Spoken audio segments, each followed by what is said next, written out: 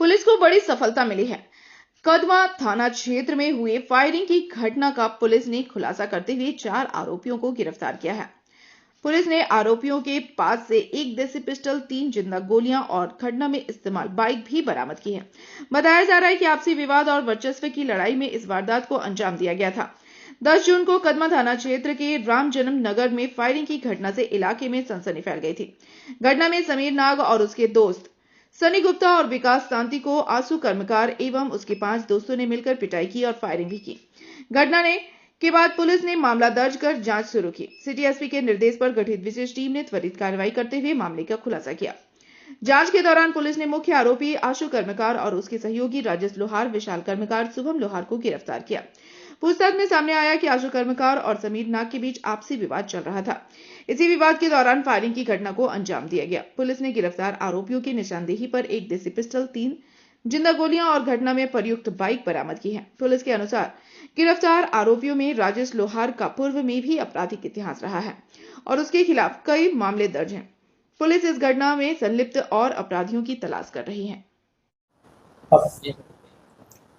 10 जून 2026 को एक घटना घटी। दो पक्ष थे, दो लोग थे, दो गुट थे। उन लोगों के बीच में आपस में कुछ लड़ाई झगड़ा हुआ। उस लड़ाई झगड़े ने अलग रूप ले लिया और एक व्यक्ति जिसके मामले में ये केस दर्ज किया गया है, जिसके आवेदन पर समीर नाग, वो एक पक्ष था और दूसरा पक्ष में था आशु कर्मकार, मुख्य रूप से व्यक्ति।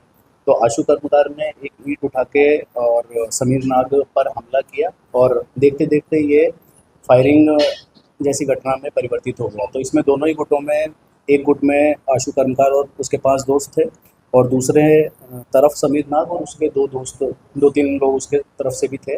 और जैसे ही फायरिंग की घटना हुई तो वरीय पुलिस अधीक्षक महोदय के निर्देशन पर एक छापेमारी दल का गठन किया गया और कदमा थाना की टीम द्वारा उसमें काम शुरू किया गया। तो ये घटना राम जन्म नगर क्षेत्र में मरीन ड्राइव के नीचे बिहारी बस्ती में घटित हुई थी। और उसके बाद में जैसा कि पता था, क्लियर था कि आशु कर्मकार एक व्यक्ति है और उसके 5 दोस्त हैं। तो इन्हीं लोगों को दबिश देने के लिए, छापेमारी करने के लिए, तो पकड़ने के लिए जो टीम गठित थी उसके द्वारा कार्य शुरू किया गया और 2 लोगों को वहीं पास में एक जगह है सती घाट, थरकई नदी के किनारे, वहाँ से 2 लोगों को पकड़ा गया, जिसमें आशु कर्मकार एक था और एक राजेश लोहार उसका दोस्त, जो 5 लोग मौके पर थे।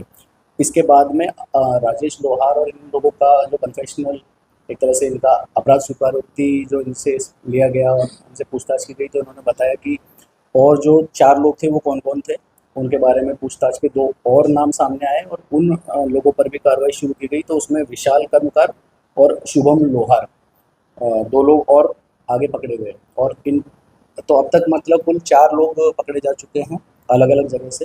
2 लोग एक जगह से पकड़े गए, 2 लोग अपने-अपने क्षेत्र से, वहीं कदमा और आसपास के क्षेत्र से उनके घरों से पकड़े गए। और इस मामले में जो पिस्टल इस्तेमाल हुई थी, देसी पिस्टल, वो बरामद कर ली गई है। उसके अलावा आशु कर्मकार के पास से वो पिस्टल बरामद की गई और उसी ने उसका इस्तेमाल किया था। उसके पास से एक जिंदा गोली भी बरामद हुई है और 3 जिंदा गोली राजेश लोहार के पास से बरामद हुई है। तो इस तरीके से कुल पिस्टल, 1 जिंदा गोली और 3 जिंदा गोली राजेश के पास से और 2 अन्य व्यक्ति। तो अभी 2 लोगों को और पकड़ना बाकी है और अगर मान लो और भी कुछ चीज़ प्रकाश में आती है तो उस पर भी कार्रवाई की जाएगी। इसमें एक चीज़ और है कि इन 2 पक्षों में कुछ पुराना आपस में विवाद, रंजिश, कुछ लड़ाई झगड़ा छोटा-मोटा होता रहता है, लेकिन इस बार इसने इस प्रकार का रूप ले लिया। और इसमें से 4 लोगों में से एक व्यक्ति है जो राजेश लोहार, जिसके पास से 3 जिंदा गोलियां बरामद हुई थी। तो उसका पूर्व का आपराधिक इतिहास है, 3 मामले उस पर दर्ज हैं और 3 मामलों में से हत्या 302 और चोरी, इस प्रकार के मामले इस पर दर्ज हैं। कारण क्या है?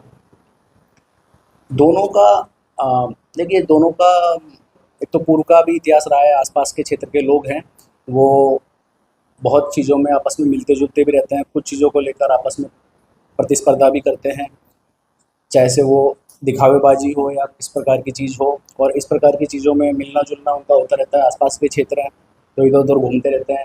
अब इस बार जो भी पुराना उनका मामला था, पुरानी लड़ाई झगड़ा जो भी हुआ था, तो उसमें ऐसा अभी बात जो सामने आ रही है अभी तक वो ये है कि ये लोग, एक तरह से उनके मन में पहले से ही था कि ये इस टाइप के लोग हैं, इनको सबक सिखाना है। और जब सबक सिखाने का मौका मिला और इस बार जब आपस में छोटी सी झड़प हुई, तो झड़प में क्योंकि पहले से दिमाग में था, तो इस प्रकार का उसने कारण ले लिया।